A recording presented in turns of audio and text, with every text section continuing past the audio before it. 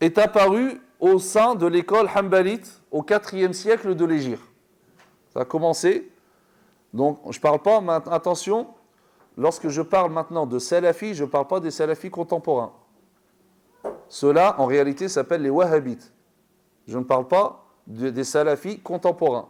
Je parle salafiyoun d'une manière générale. Ce terme est beaucoup plus large. Donc, dans l'école Hanbalite au IVe siècle est apparue cette tendance. Alors, comme j'ai dit, le grand point de divergence est avec l'interprétation détaillée ou pas des noms et des attributs, particulièrement des attributs textuels, ce qu'on appelle donc as-sifat al-khabariya. Donc, c'est ces attributs qui laissent entendre une ressemblance entre Dieu et ses créatures. Donc, dans l'école Hanbalite, il y a des savants donc, qui ont nié le fait que ta'wil existait chez les pieux prédécesseurs. Donc, l'interprétation métaphorique des attributs textuels. Cette attitude n'a pas marché dans l'école Hanbalite, ça n'a pas duré parce que les grands savants, les références Hanbalites eux-mêmes, ils ont répondu. Jusqu'à là, ils sont Ash'arites, les Hanbalites.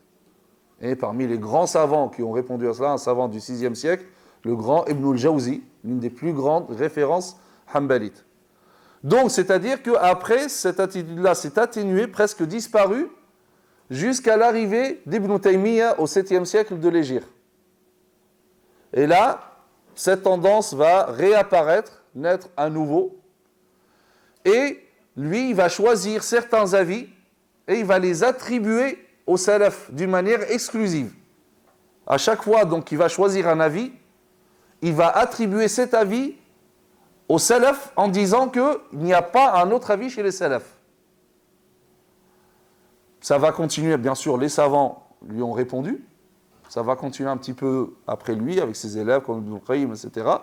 Et ça va s'atténuer après parce que les savants ont répondu à tout cela, et ça va presque disparaître jusqu'à l'apparition en Arabie d'un homme qui s'appelle Mohammed ibn Abdul Wahhab. On va voir après. Donc, il est né en 1703, mort en 1792, qui va reprendre, donc il va être ébloui par les thèses d'Ibn Taymiyyah et d'Ibn al-Qayyim, à point que pour lui, c'est comme des textes. Et donc, il va les remettre à jour et il va les défendre avec un enthousiasme encore plus grand que celui d'Ibn Taymiyyah. Ibn Taymiyyah, à aucun moment, il a essayé d'imposer ses avis par la force, ni une contrainte psychologique ou armée, alors que Mohammed ibn Abdul Wahhab, lui, il est passé à l'action et à la violence pour imposer ses avis.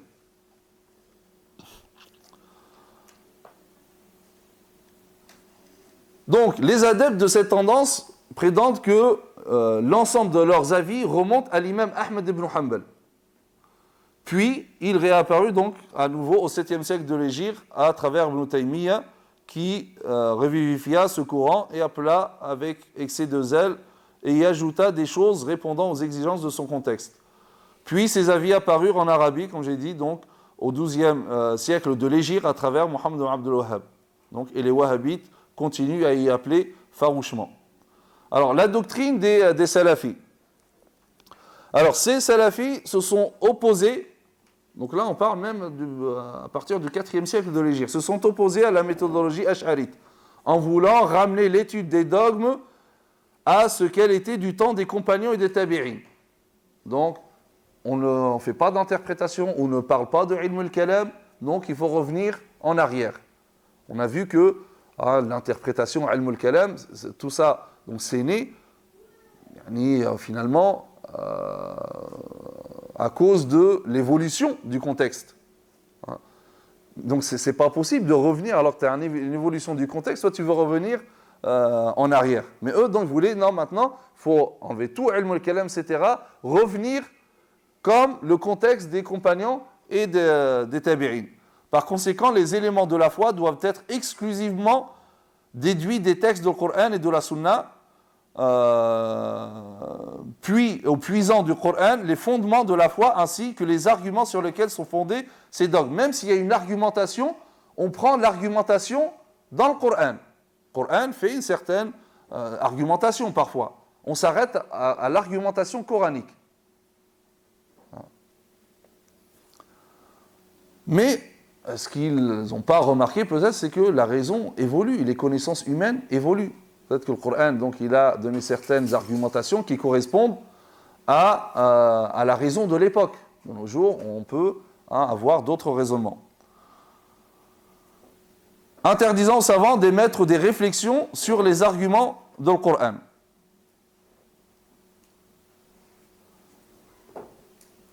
Donc, après, Ibn Taymiyyah a divisé les approches des savants en ce qui concerne la compréhension des dogmes musulmans en 4 catégories. Donc, pour Ibn Taymiyyah, donc, il y a tout d'abord les philosophes. Ceux-là prétendent que le Coran contient un style déclaratoire et des prémices persuasives qui convainquent le public. Ils prétendent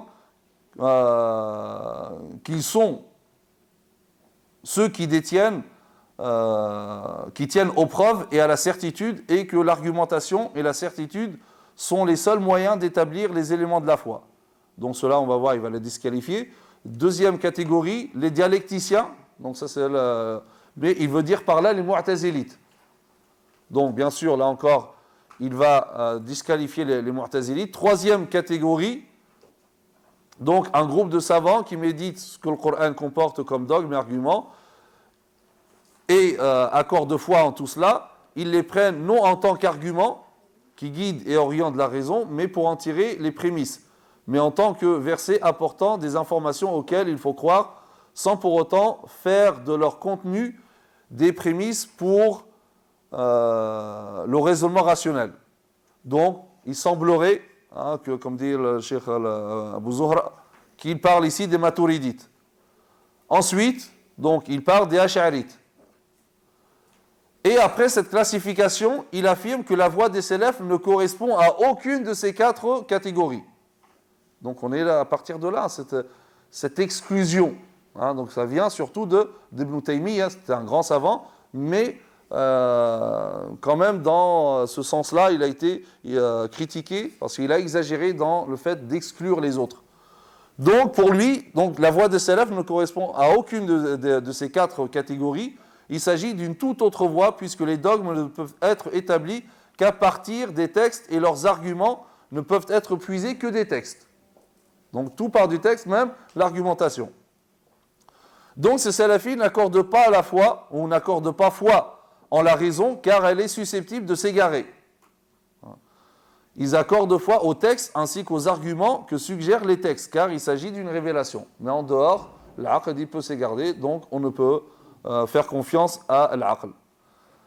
Alors, on va étudier le dogme des salafis, salafiyoun, selon la notion, tout d'abord, de l'unicité. Alors, selon les salafis, l'unicité de Dieu est la question la plus importante en l'islam. Ça, on le voit. Et il s'agit d'ailleurs d'une vérité incontestable. D'ailleurs, d'une manière générale, ils expliquent la notion de l'unicité comme l'affirme l'ensemble des musulmans. Cependant, ils imposent certaines choses qui n'appartiennent pas à l'unicité et qui suscitent le désaccord de la majorité des savants. Le problème, c'est qu'ils vont introduire certains éléments et en faire même des fondements de l'unicité, alors qu'en réalité, ils ne font pas partie des fondements, et la majorité ne considère même pas que ça rentre dans l'unicité. Comme on va voir après, comme la notion du tawassul, on va voir, ou le fait d'aller visiter la tombe du prophète sallallahu alayhi wa sallam, etc. Donc, comme je disais, d'ailleurs ici par exemple, ils considèrent que le tawassul c'est quoi? C'est le fait d'invoquer Allah Azza wa Jalla en évoquant le rang d'une personne vertueuse, comme par exemple le prophète sallallahu alayhi wa sallam dit Bijah al-Nabi sallallahu alayhi wa sallam, dit oh Allah, je t'implore par le rang du prophète sallallahu alayhi wa sallam, donc je t'implore ton pardon ou de me donner telle et telle chose. Le tawassul, donc les salafiyons, ils ont été très loin par rapport au tawassul, et ils ont considéré qu'il contredisait l'unicité. Alors que pour la majorité, non. Pourquoi? Parce que celui qui est invoqué, c'est qui? Quand je dis Bijah al-Nabi sallallahu alayhi wa sallam, oh Allah, je te demande par le rang du prophète sallallahu alayhi wa sallam, qui est invoqué? Allah. Donc on n'est pas en train d'invoquer autre qu'Allah Azza wa Jalla. Donc, ça sort du cadre de l'aqida. Alors que, pour eux, donc, ils ont fait preuve d'une extrême intransigeance par rapport à cela, incluant ceci dans l'aqida. Et donc, pour eux, c'est du shirk. Et là, c'est une déviance même de l'orthodoxie sunnite. Ou le fait, la visite de Rawda, donc l'endroit où est enterré le prophète sallam, il dit entre mon appartement et mon mimbar, c'est un jardin du paradis, ou le fait d'aller visiter, même aller à Médine, dans l'objectif de visiter la tombe du prophète sallam. Il dit ça, c'est du shirk. Alors que pour la majorité des savants, ceci est autorisé. Hein, et ils se vont sur certaines choses qui sont complètement rejetées par la majorité.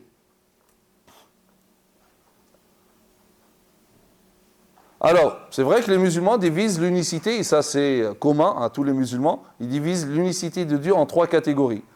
L'unicité de l'essence, tawhid al-dhat, et des attributs, al-dhat wal-sifat, l'unicité de la création, wahdaniyat al-khalq, et l'unicité de l'adoration, l'unicité donc, tawhid al-ibada. Donc ça, tous les savants sont d'accord par rapport à ces 3 unicités. On va voir Ibn Taymiyyah, comment ils réagissent à cela. Donc, par rapport à Tawhid al-Dhat et al-Sifat, donc Tawhid, l'unicité de l'essence et des attributs, donc c'est le point vraiment le plus important qui fait en sorte que les salafis donc, divergent de la majorité, c'est cette notion d'interprétation métaphorique.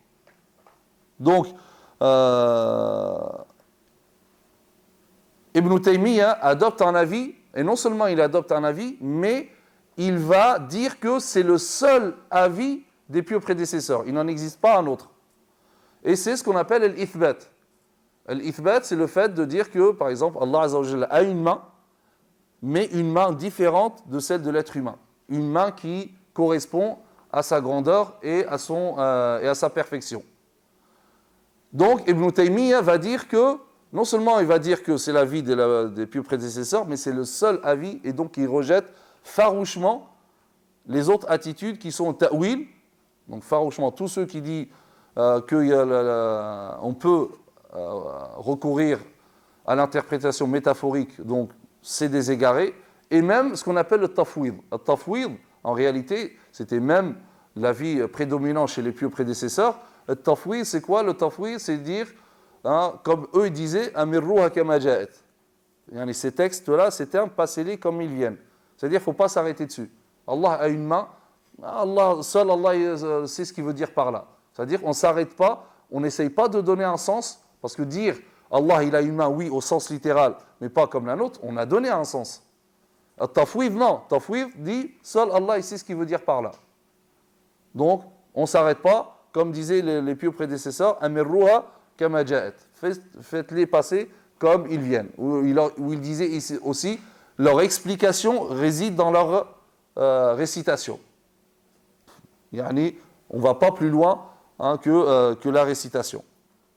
Donc après, on pouvait lire, vous l'avez, ce que dit Ibn Taymiyyah à ce sujet. Alors, entre le salafisme et les ash'arites, donc si ceux qui ont été cités font partie des égarés, comme on a vu les 4, aux yeux des salafis, comme l'explique Ibn Taymiyyah, quelle est, selon son avis, l'attitude des prédécesseurs qui ne comportent aucun égarement. Donc si lui, il dit que les 4 catégories qu'on a vues, c'est des égarés, alors c'est quoi l'avis de salaf, selon Ibn Taymiyyah, qui ne comporte aucun égarement? Donc Ibn Taymiyyah affirme que la position des salaf est la reconnaissance de la signification littérale des attributs, des noms et des informations énoncées dans le Coran et dans la Sunna.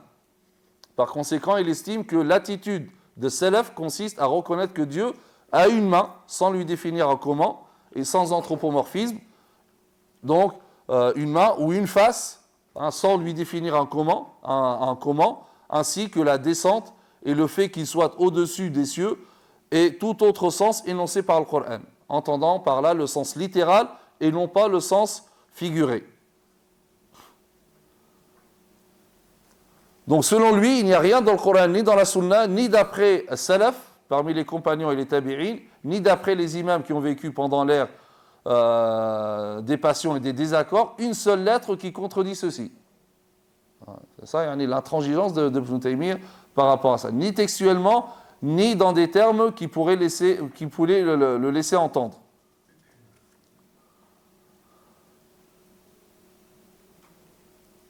Donc, Ibn Taymiyyah affirme que la position des salafs consiste à reconnaître le sens littéral, ce qu'on appelle al-ithbat. Donc, est-ce véritablement la position des prédécesseurs? Ça, c'est fortement contestable parce que, comme je dis, les Hanbalites du 4e siècle l'ont devancé à ce sujet en prétendant qu'il s'agit de la position des prédécesseurs. Les savants de l'époque ont contesté ceci et prouvé que cette attitude conduisait inéluctablement au corporéisme, le fait de représenter Dieu avec des formes, et à l'anthropomorphisme. C'est pour cette raison que l'imam juriste hanbalite, Al-Khatib ibn al-Jawzi, comme je l'ai dit tout à l'heure, s'est opposé à eux et a réfuté l'appartenance de cet avis et de cette position aux prédécesseurs et même à l'imam Ahmed ibn Hanbal. Ibn al-Jawzi disait que cette attitude, c'est une déformation de l'école de l'imam Ahmed.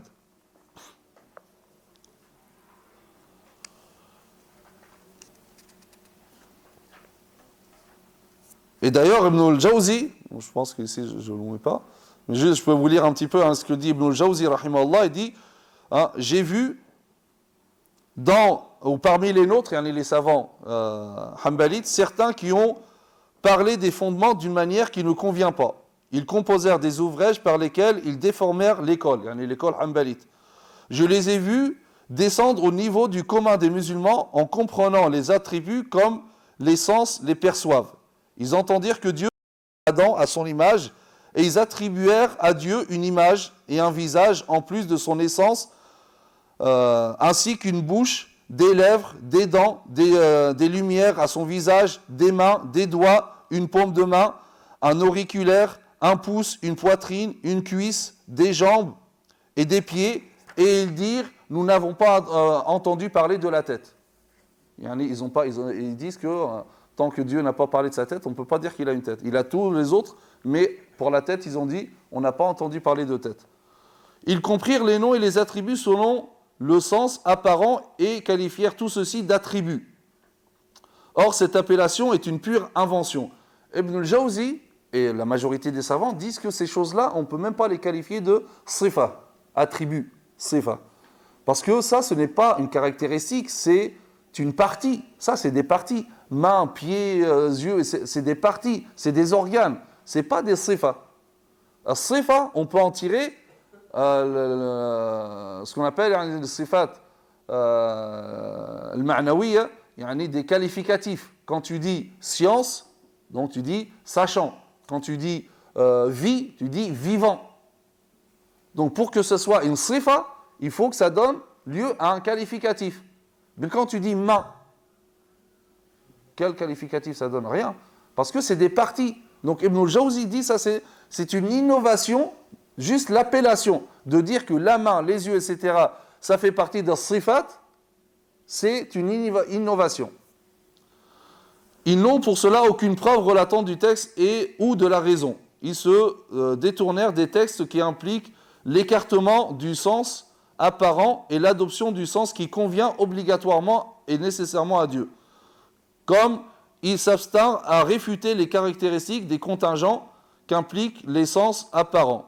Ils se convainquirent qu'il s'agit des attributs d'essence. Puis lorsqu'ils affirmèrent qu'il s'agit d'attributs, ils dirent « Nous ne leur donnons pas le sens selon l'usage de la langue, comme la main qui désigne le bienfait ou la jouissance, la venue au sens de l'attention ou la jambe au sens de la situation sérieuse et difficile.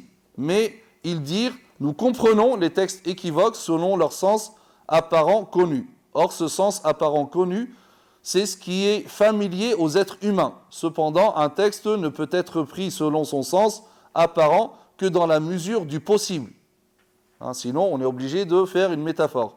Si quelque chose empêche cela, le texte est alors pris selon son sens figuré, comme on a vu tout à l'heure par rapport à l'oubli. Hein.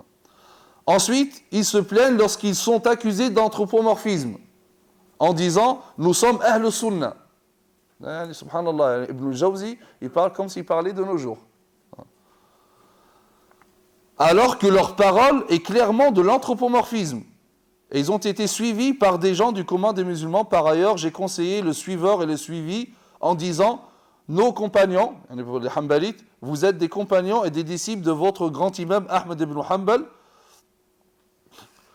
qui disait sous les coups de fouet, comment dirais-je ce qui n'a pas été dit. Gardez-vous donc d'innover dans son école. » Donc il pensait que tout ça c'était une innovation dans l'école de l'imam Ahmed, en y introduisant ce qui n'en fait pas partie.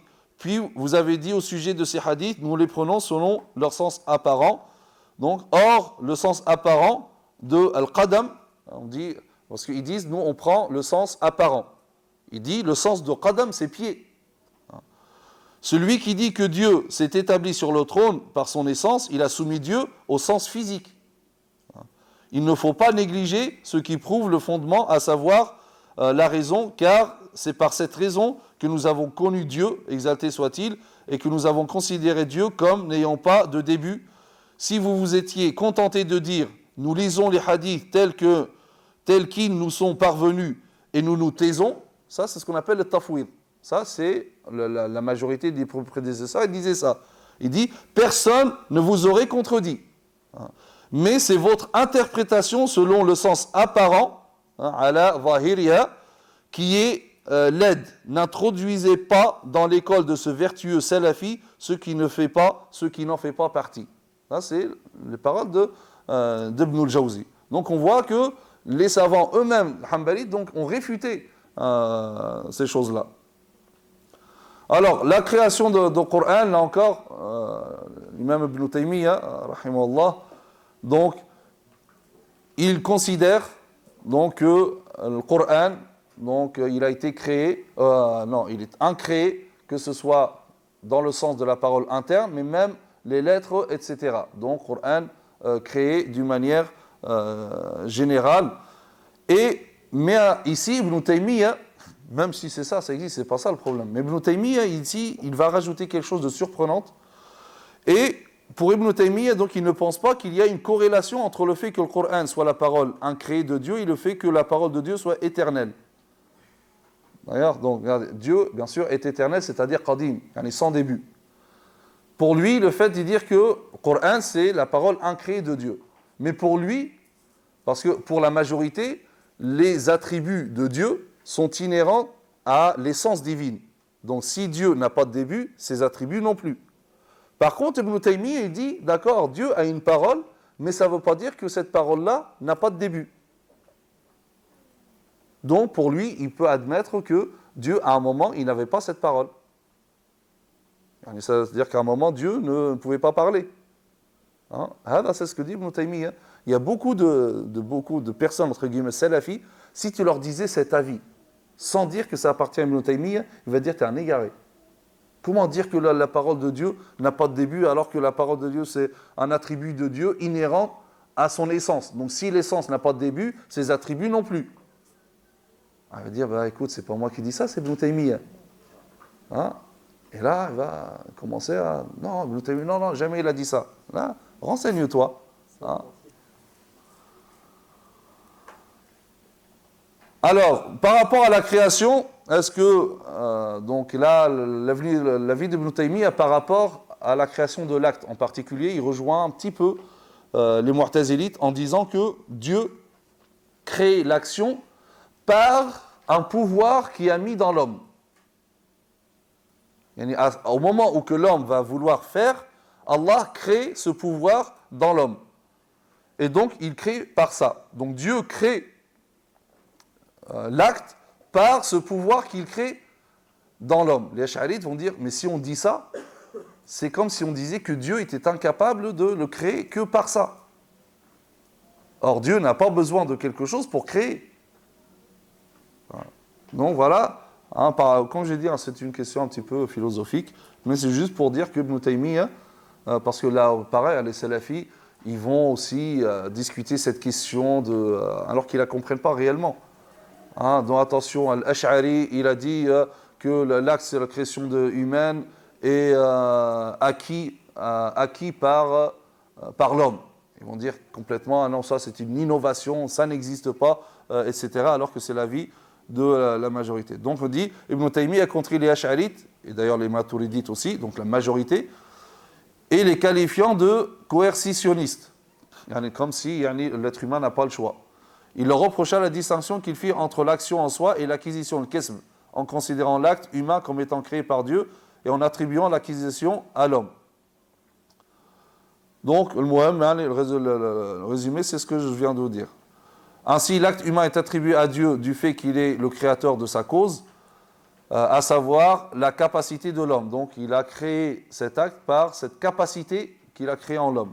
En ce sens, il s'accorde avec les Mu'tazilites, et c'est pourquoi il a déclaré qu'il était, en ceci, plus proche de la vérité que les Ash'arites. Donc, tout ça, on peut le passer parce qu'on n'a pas le temps. Mais ce qui est intéressant ici de voir, c'est qu'à chaque fois que Ibn Taymiyyah il va choisir un avis, il va l'attribuer au prédécesseur. C'est ça, à chaque fois Ibn Taymiyyah, lorsqu'il choisit un avis, il l'attribue automatiquement au pieux prédécesseur, même s'il n'apporte aucun argument. Mais toujours, il dit que son avis, c'est l'avis des pieux prédécesseurs. L'unicité de l'adoration, donc bien sûr, ça consiste à ne vouer aucun culte à autre qu'Allah Azza wa Jalla, et cela implique deux choses. C'est que nul ne peut être adoré en dehors d'Allah Azza wa Jalla. On ne peut reconnaître que la divinité qu'à Dieu. La deuxième, adorer Dieu selon ce qu'il a légiféré à travers ses messagers. Donc, Ibn Taymiyyah, le porteur de l'étendard de cette tendance, qui s'est auto-qualifié donc de salafi, a construit son avis sur trois choses. La première, l'interdiction de se rapprocher de Dieu par l'intermédiaire des vertueux et des bien-aimés, l'wali. L'interdiction d'implorer l'aide des morts et d'invoquer Dieu en évoquant leur nom, tawassul. Donc regardez, comme on l'a dit, il a rentré la notion de tawassul dans Tawhid, donc il l'a même exclu de Tawhid. Troisièmement, l'interdiction de visiter les tombes des vertueux et des prophètes dans l'intention d'en tirer une bénédiction ou par vénération. Donc c'est à partir de là qu'ils interdisent même la visite de la tombe, d'aller à Médine dans l'intention de visiter la tombe du prophète sallallahu alayhi wa sallam. Il dit, partir là-bas avec cette intention, c'est du shirk, c'est de l'idolâtrie. Contrairement à l'avis de la majorité des savants. Donc voilà par rapport à la salafiyoun d'une manière générale.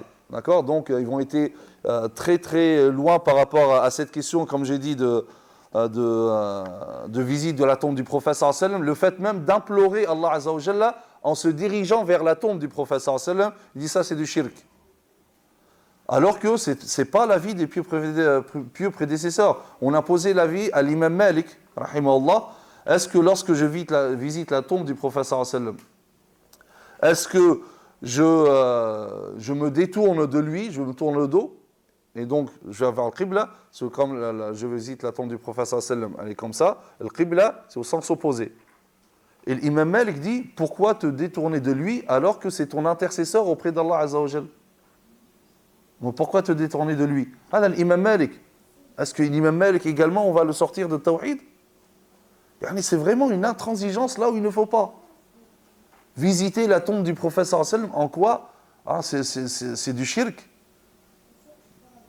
Ils disent non, il est interdit ou bien la tushaddu rihal, donc c'est-à-dire tu ne peux t'approvisionner, te préparer pour voyager que pour les 3 mosquées. Donc la mosquée de la Mecque, du prophète sallallahu alayhi wa sallam et Al-Quds. Donc il dit, ton but du voyage, ça ne doit qu'être pour le voyage d'adoration, c'est que pour ces 3. Or, c'est pas du tout ce que veut dire le hadith, sinon tu ne voyages pour rien, ni pour la science, ni pour rien du tout. C'est pas ça le but du hadith. Le but du hadith, c'est de dire que l'adoration ne se fait que un voyage cultuel. Hein, on ne peut pas aller visiter une mosquée ou dire qu'il est bien de prier dans telle mosquée. Parce qu'il faut un texte. Donc que dans ces trois-là. Mais quel rapport avec la visite de la tombe du prophète sallallahu alayhi wa sallam? Aucune. Donc là, moi, je vais juste pour visiter la tombe. Pourquoi ce serait du shirk? Et en général, hein, surtout, hein, et ça, on va revenir, on va reparler après, parce que on va parler maintenant donc des wahhabites.